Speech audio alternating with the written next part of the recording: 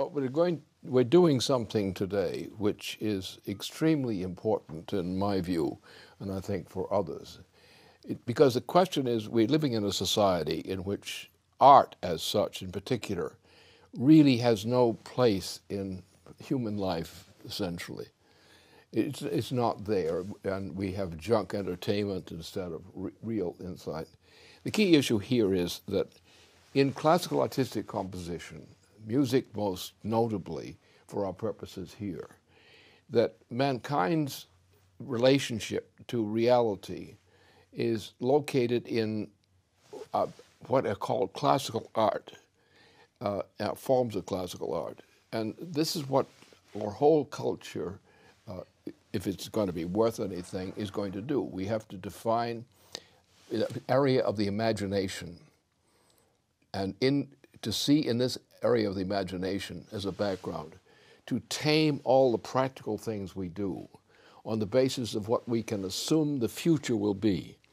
And therefore we resort to classical artistic composition, in this case music, to discover those principles which should govern mankind's outlook upon his existence in society. And the case of Johann Sebastian Bach is most notable because his success in bringing to a certain degree of perfection what had been the yearning of every musician that we've known in the course of history. This applies to drama, it applies to all other forms of art forms. It's in the area of classical artistic composition that you set the background against which the day-by-day struggles of life become organized. And without this, as we have seen, the degeneration from classical musical composition, typified by the origins of that in Bach, and the replacement by the so-called romantics, who are really like Liszt and Wagner and so forth, have destroyed the ability, the moral ability of society to organize itself with a real meaningful purpose.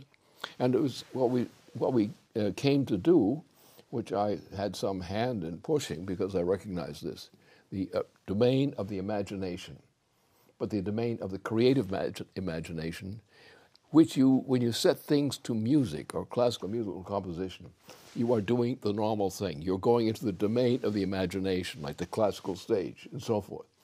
And therefore you are regulating the way you think by adapting to these modes of organizing your mind with the potential to take up today's subjects. And this is something which is most precious and is probably one of the few things that we could do now practically to try to save humanity from its own terrible mistakes. And I'm sure that from what they're going to do, and I know what they're going to do in general anyway, they haven't given me all the secrets, but what they're going to do will actually demonstrate that. And it will demonstrate that on the basis of a Johann Sebastian Bach, who really understands the need to do that and did it.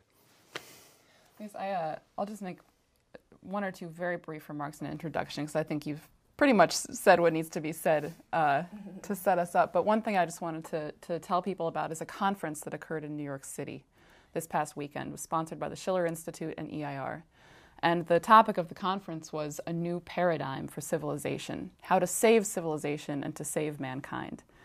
And the presentations at the conference, well, first let me say the attendees of the conference covered a wide variety. It represented really the whole structure of society. You had political figures, economic figures, you had lawyers, you had members of the general population, you had artists, and so on.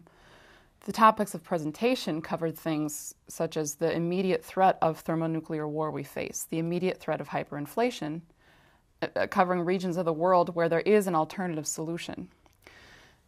It was various discussions. It'll be covered on the LaRouche PAC website for people to go back to in the near future. But there was another feature of the conference I just wanted to reference and put in people's minds before we get on to the demonstration, which is that a significant part of the presentations at the conference were dedicated to both discussion and performance of classical music. And by the end of the day, with the question and answer session and the discussion, it became very clear that not only it's not the case that the music at the conference was some kind of accompanying feature, The performance wasn't to set the mood or something of a low level like that. The role that the classical musical presentations played at the conference, and this became clear in the discussion, was to actually open up the possibility of the minds of the attendees to be able to see a future for civilization. And so there was an implicit answer to the problems that were posed at the beginning. And you think, why is this? And I think this gets at what we are going to try to demonstrate today, which is that music is not a form of entertainment as such, the way that people think of it today. That it engages the highest faculty of mankind, which separates man from the beasts, which is something that, Lynn, you've demonstrated over and over again, which is a foresight into the future. Yeah. And this doesn't come about through anything which is sensed in the moment. And again, this is the distinction between the Romantics and today's popular form of music, and which is entertainment. It's a pleasure of the moment versus the higher pleasure of the mind being drawn toward the future, drawn toward an idea. And again, this gets at what we have to get across to this upper layer of people in society which are going to play this leadership role, which is that the future is not something which happens to you. The future is an act of creation. It's a willful act of creation of the mind. So I think I'll just leave it at that. Well, I think it's important to address our future leaders in society, particularly that are wondering why Lynn brings up the question of Bach and what the fundamental necessity of Bach is to our soul and to our society right now. And, you know, if you've read Lynn's papers over the last few months, I guess you would confront the importance that he stresses on the question of culture, on the question of Bach in particular. And so, hence the question, why Bach? You have an individual, a mind, a human being that was able to demonstrate and discover a real language of mind. And these conceptual gems, which you bring up with the well-tempered clavier, they have, you actually have developed an unmediated access to your mind.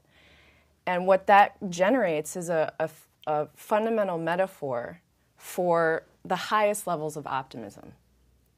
You can't, if performed correctly, if played not like an animal, you would come out of it having generated a real sense of optimism.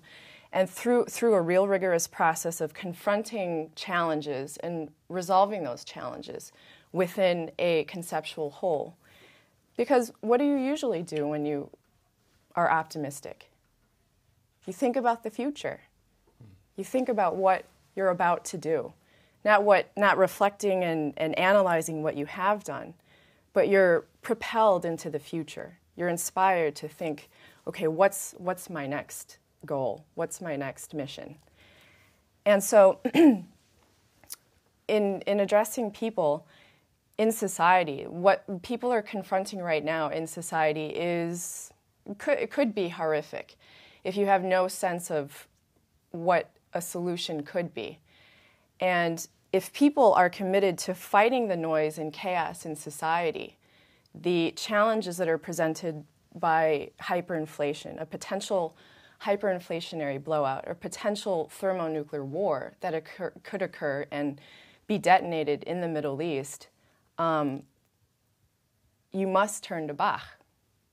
You can't turn to lip-syncing Beyonce. That is not an inspiring factor in society right now.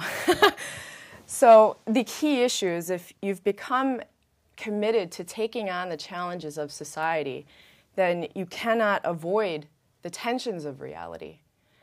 And our current culture tends to move in the direction of avoiding reality, of just,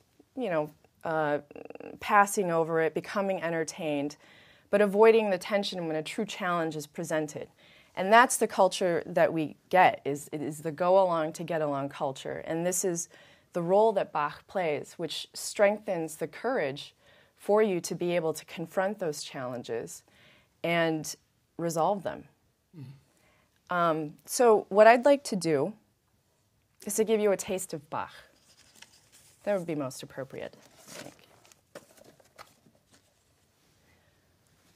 this is the fugue from the D minor fugue, number 6, from Book 2. And I will just start with a work through.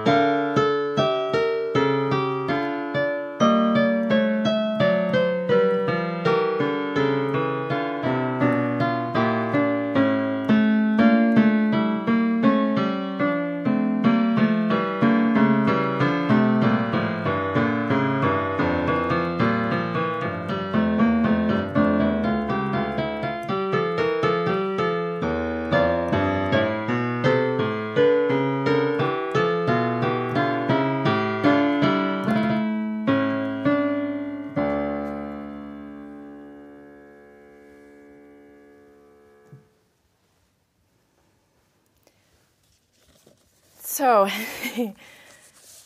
welcome to Bach. The key issue, I think, that confronts every performer, every person that has the honor to participate in a mind such as Bach's is, how do you approach a fugue such as this? How does one approach performing this? Because within the performer is a real responsibility. If you're a performer that's not committed to your ego or your own self-preservation, that you're responsible as a vehicle for these ideas for all time, for all generations. That puts a responsibility on how you begin it, because you're bounded already by a sense of truth. And if we take a look at the beginning, first, let's say 10 measures, in the approach, you're already confronted with the question of what are your boundary conditions.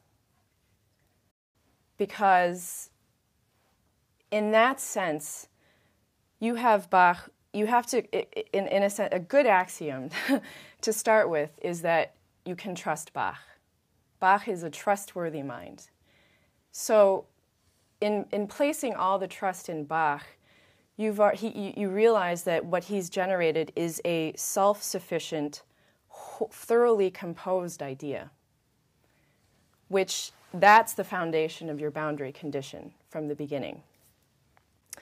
So once the beginning is put into that context, then the beginning is a part of a process of the unfolding of an idea, of a thoroughly composed idea. And there's a truthful right way to do it. Because that's a challenge for a lot of musicians out there who think that they can do it any way they want to. This is how I want to do it. This is my own interpretation.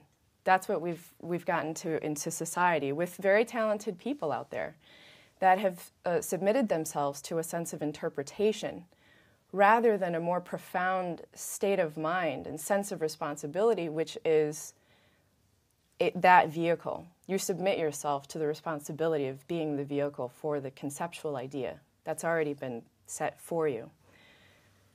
So just to reflect back on what I said at the beginning on the question of avoidance of tension, the tension at the beginning that's generated is necessary. And it's made necessary by actually what occurs at the end of measure 21.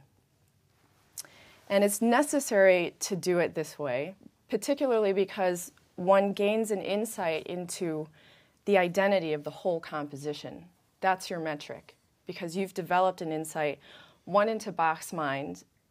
You have plenty of these to work through, 22 books of 24 preludes and fugues. So the map is very rigorous, and it develops a subjective metric within yourself to be able to develop these insights. And what I'm going to do just briefly is go straight to measure 21, which is towards the end. And you'll understand the significance of this as I go back to the beginning, and also as I juxtapose essentially a right and wrong way to do it, because there is. 21.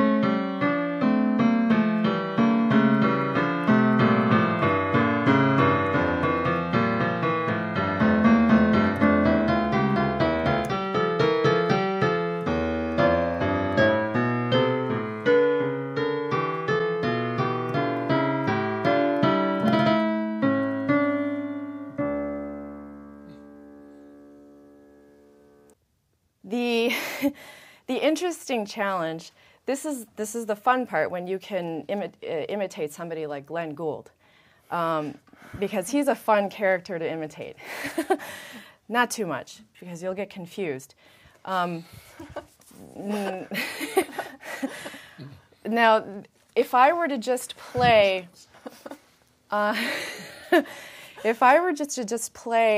the ending absent of intention,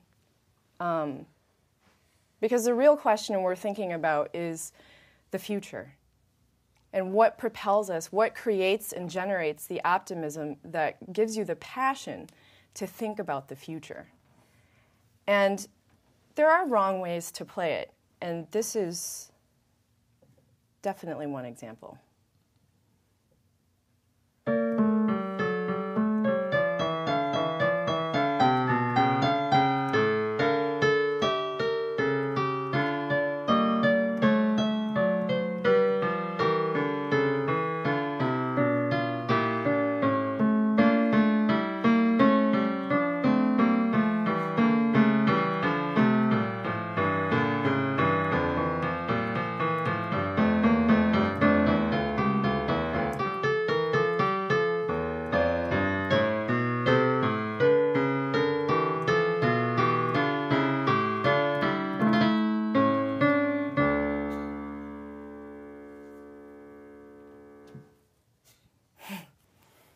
Would that move you to go out into society and address its problems. That wouldn't move me. That would actually probably just keep me in my seat for forever. Now, that's the question that you've been bringing up on the necessity of the tension. Because that's something, as you'll see, what we can develop from the beginning. I'm going to go back to the beginning, first 10 measures. And I'm going to play it one way. We'll be able to distinguish through the discussion what's happening. But the relationship between considering the fact that you're dealing with a wholly composed, self-bounded concept, then what generates the necessity of the tension at the beginning is bounded by what it builds towards. And what we've discussed is towards measure 21, towards what occurs at this moment, which seems to be a real singularity, a real transformation at that point. And so the beginning is crucial, and on the performer's responsibility, the thinking through the approach of beginning it is related to that. So I will play just the beginning 10 measures to give you a sense of it.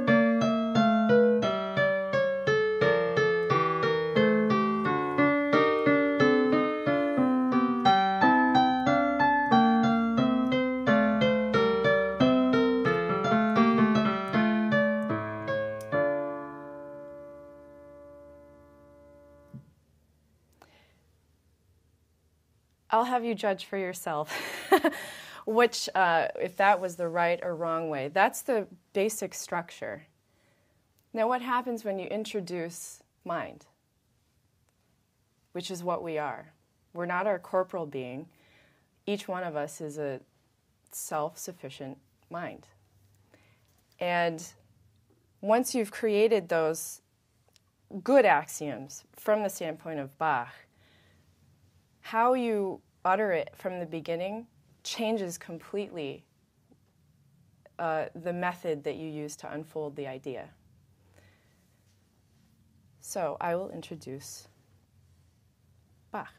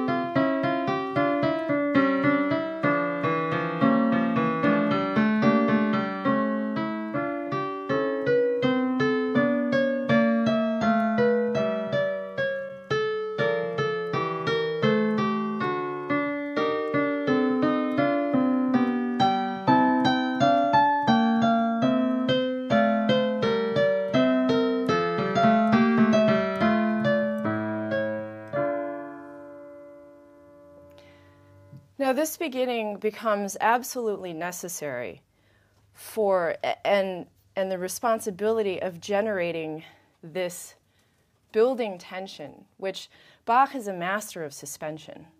If you look at his Art of the Fugue, and especially the quartet, the suspensions that occur across the bar, not on the bar line, but across the bar line, horizontally, the motion that's generated in that sense, it's similar to how Furtwängler conducts, because it's never vertical, it's never on the beat, it's never metronomical. But inherently, it's already got a sense of motion that sweeps and allows the mind to move freely, and actually is committed to engaging one's mind, not communicating something at it, which is important. So this first beginning becomes necessary for what occurs at the end here in measure 21, which I will just again play so people have a sense of where it's going.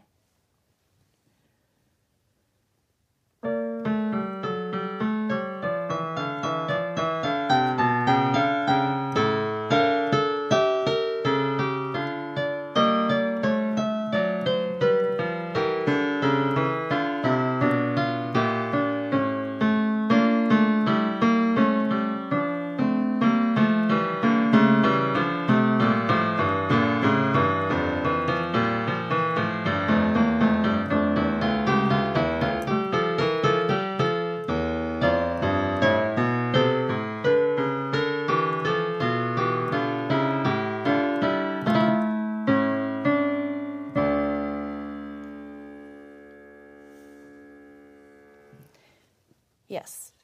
So if you can, what happens in terms of the ending, which is what you've brought up, we were mulling it around in our minds about what this crucial moment is, the question of the crucial moment. And it seems that most of these compositions, especially the fugues, the entire beginning of the composition depends on this crucial moment. And what you brought up at the end, actually, I'd like to read a quote from Sunday's discussion. The ending is retrospective. It's a summation. Until you get that retrospective view, you don't know that you're in the future. It's all based on tension. How do you get people to say you've just visited the future? And you went on to describe and discuss how this is the concept of immortality. Mm-hmm.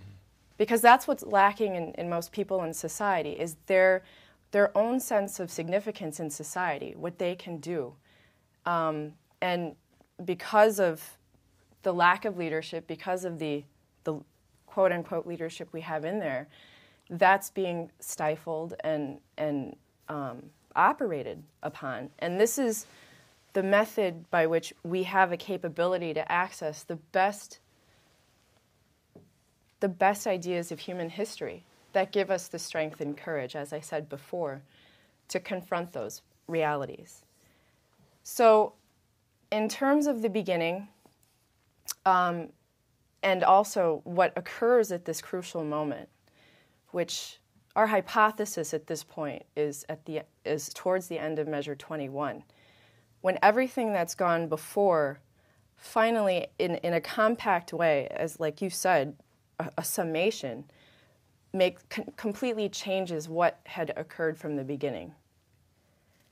And what I'd like to do, perhaps I should play it from the beginning through up to that point. I'd like to introduce people to what actually happens in between, in terms of the first 10 measures and then measure 21, but what actually happens in between, because there is a necessity to create this suspension, which Bach is a master at doing. Every single note here is absolutely necessary for the idea that he has in his mind. There are no passing tones. There are no insignificant notes. Everything is necessary. And I'm just going to take it from the end, that cadence at measure 10, and introduce you to what occurs right before 21, right before this crucial moment.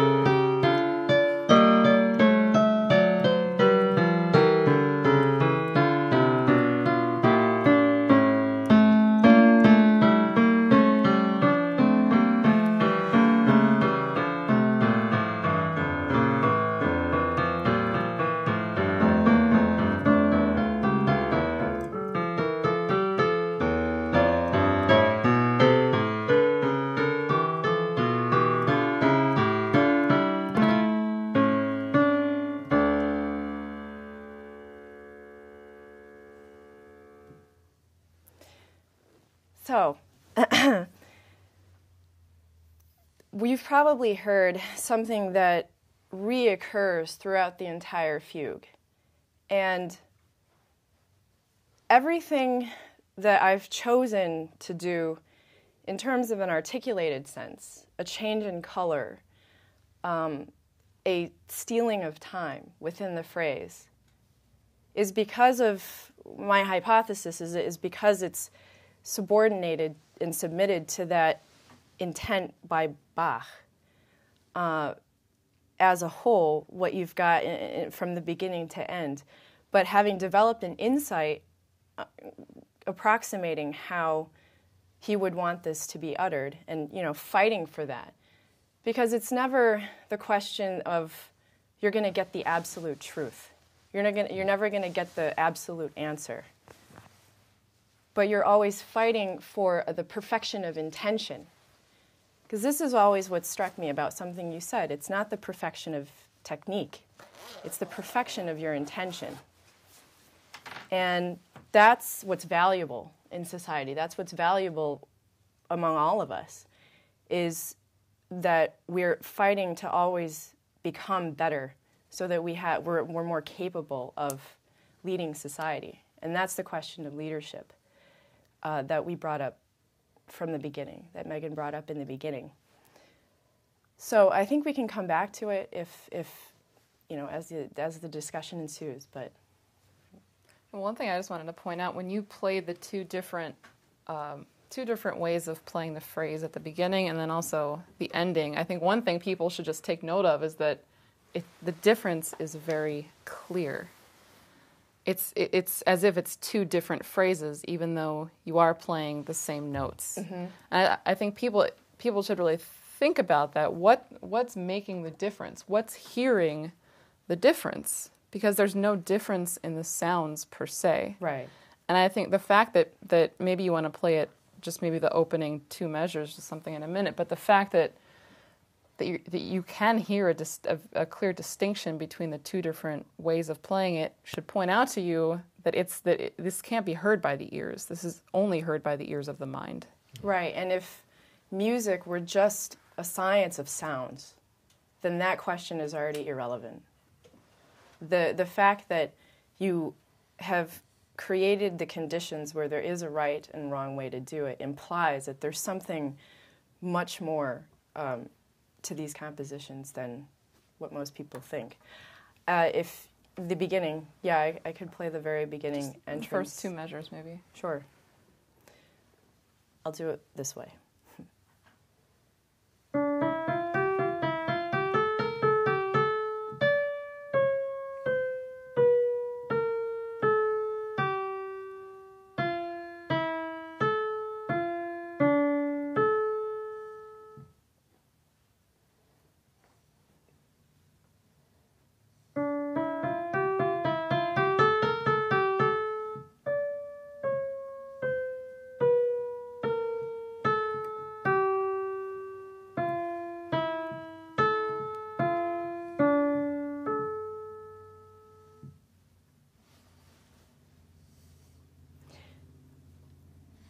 Even the start, if the example of doing it the first way, you have to be detached emotionally, conceptually, because there's no quality of engagement. You don't have the intent from the beginning. But this moment before the beginning, the moment before you start, just as if you were to conduct a symphony or an orchestral work, that a pregnant pause or the actual moment right before you start is full. It's a moment when the mind has a full conception to unfold. And there's a quality of concentration that's absolutely necessary for that. Because it's almost as if the mind is compact, and the whole idea is compact within that moment. And then you begin the anticipation to unfold it. This is like Nix of Koza's discovery, the same discovery. You do not try to form a formal conclusion. You let a contradiction, an ironical contradiction, define something is needed. Right. Then you now depart from the ordinary and reductionist. You now are caught in a moment of suspension. Then you look then at the later for in music, but actually in composition, you see the same thing arises with Kepler. Kepler's conception, which was actually based largely upon, he made a discovery based on the examination of music. And the same principle comes up there, that you must get out of the literal, the definite. You must get into an area of tension which you have to fill in. Right. And you have to yearn to fill that thing in without making a mess of it. Exactly. But this is something which we know best from the beginning since the Renaissance, which you see it in Brunelleschi and some efforts on that. It was, but more specifically in Cusa, and then you have directly from Cusa, you get Kepler, and Kepler's definition, of course, was essential for creating Bach. Yeah.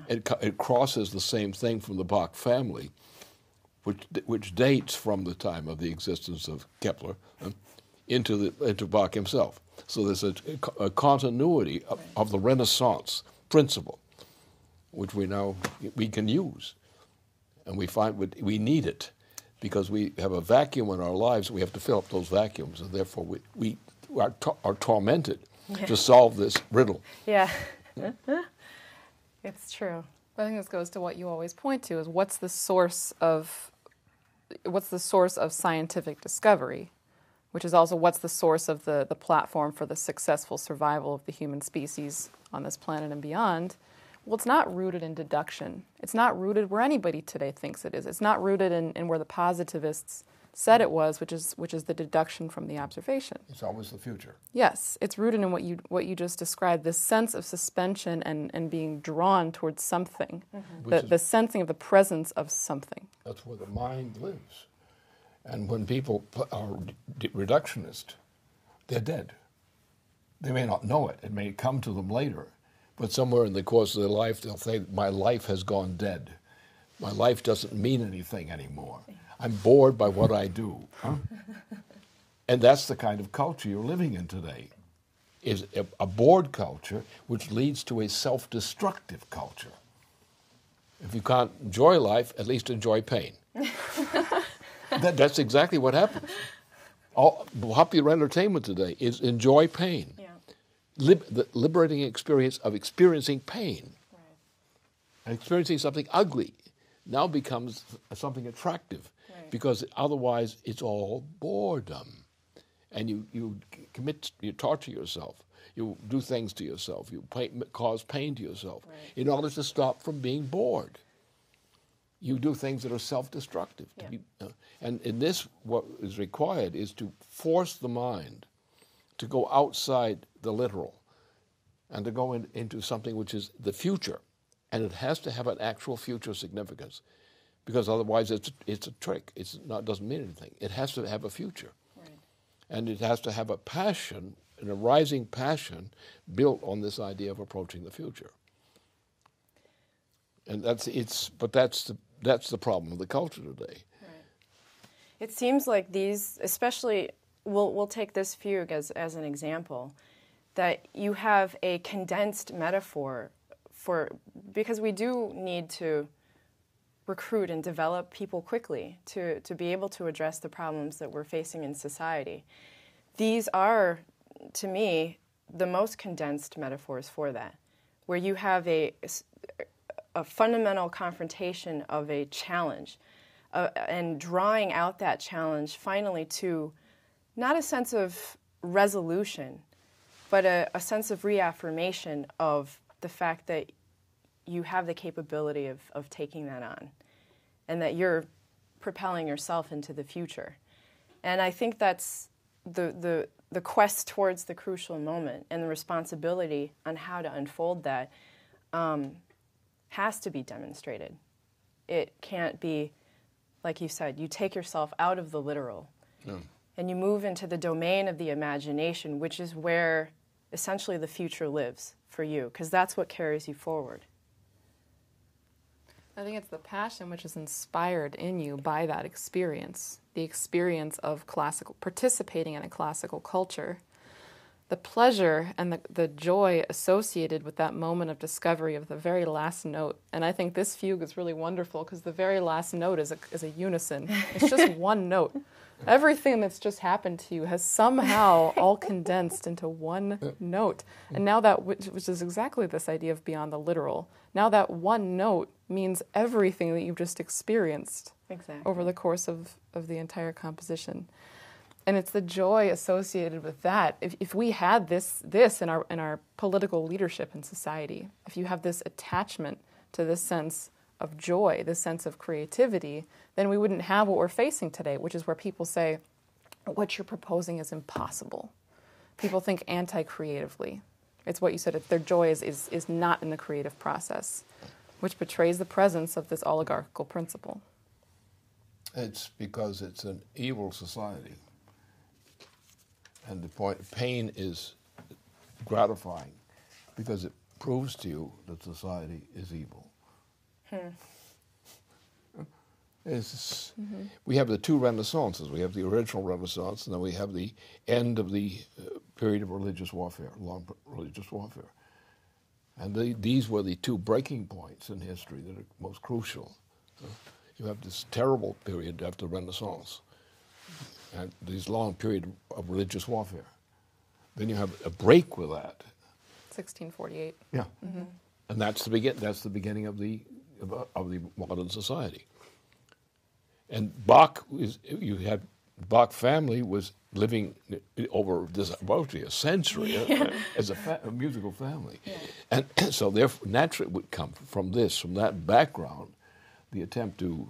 And his broad capabilities in music. I mean, his cello works and so forth. All these things they're so inspiring, and they show a period of great inspiration, which coincides with what was happening not only with Bach but others in his circle. The whole classical cultural of that 18th century was a product of exactly this. Yeah. They were all inspired by Bach. Yeah. And the science too. You look at Einstein, you look at Planck, you look at Köhler. These people are rooted in classical musical and classical dramatic culture. But it's all the culture that deals with the future. The culture that deals with deduction is dead. If it does not express the future, then it doesn't mean anything. And that's exactly, you take the transition from Beethoven to poor old Liszt. And Liszt was dead. And it was just said, when he was still a boy, this young boy is talented, said Beethoven, but with that teacher, he's finished. And he was finished. Yeah. He never completed a composition. He actually had two assistants that would complete them for him. But he never had any place he was going. It was simply, how do I get out of this mess I created? How would you complete something that's dead? It's already self-completed. And then Wagner was even worse. Yeah. He was actually the total destruction. Yeah, this has been a complete battle, and I think people today should really take a certain sense of determination that this is our legacy. The time that Clara Schumann rounded out on Liszt was relevant for this thing. Yes, absolutely. Yes. So that's what we're doing essentially. Is actually realizing that you cannot play notes. You have to play between the notes. And you have to understand what it is to play between the notes and when you should and when you shouldn't. And that's what makes it work. But the point is that the crucial thing is the future. If you're living in the future, then you're alive. If you're living out a recipe, then you're not alive. So you pick things that are satisfying because they create something which you want to feel a creation has occurred. And this draws you out of the literal into the transcendental, essentially. And it's the attempt to live in the transcendental which is essential to all of this. That's a distinction of man from beast. It's our responsibility as a species. Yeah. And the point is that you've created a society, a culture, which is a totally destructive culture. The world, the planet is being destroyed. It's in the verge of a threatened extinction of mankind. And you have to say, well, this is wrong. Well, what is right? You know it's wrong, but what's right? And that's the point. That's what this Bach epitomizes, and the whole classical school following him. It starts with the Renaissance, with notably Kosa, which is coming out of this most horrible period of destruction. Yeah. And the Renaissance develops, and out of this comes Brunelleschi and physical science in one sense, and art also. And then Nicholas Kosa becomes the primary beacon of all the Renaissance period to the present time. This is what it is, but the thing is, you're emphasizing, is you have to emphasize something beyond the specific sound. You've got to create a vacuum which speaks. Beyond the senses. Yeah. And because you can bore yourself to death by just playing notes, you know. It's been done I think it has, yeah. I don't think it's been overdone. I noticed, yeah, exactly. You do start boring If yourself. you don't have an element of surprise, and where's the element of surprise come from? Do you have other surprises you don't like? Yeah. What's the element of surprise? The element of surprise is that you actually are you're going out of your literal self, and you're discovering a state of mind which is not a literal thing, but it's like the vicarious hypothesis in terms of, it's always based on the principle of vicarious hypothesis. People are always looking for the definite object, but the object lies not in the definite thing, it lies in that which surrounds it and creates it. And that's what we do with music, and we do with all classical artistic composition. When you try to separate physical science from classical art, it doesn't work. And you have the case of Max Planck, and in particular, Max Planck is an exemplar of this thing. He did it all. He was a great musician on top of being a great scientist, but that wasn't separate. It was an integral process. And that's what we have to try to get at, is to recognize that there are certain things which are really what we're really ourselves, as opposed to be merely playing something out. Right. Routines. And that's what the purpose is. It's a reflection of your true identity. And what you create, your true identity, by showing you're not a mechanical machine. Yeah. You actually have a creative insight, which is useful because it allows you to enter territory that you never could reach otherwise.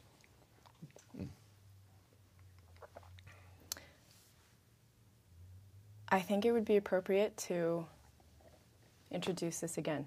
Yep. Okay.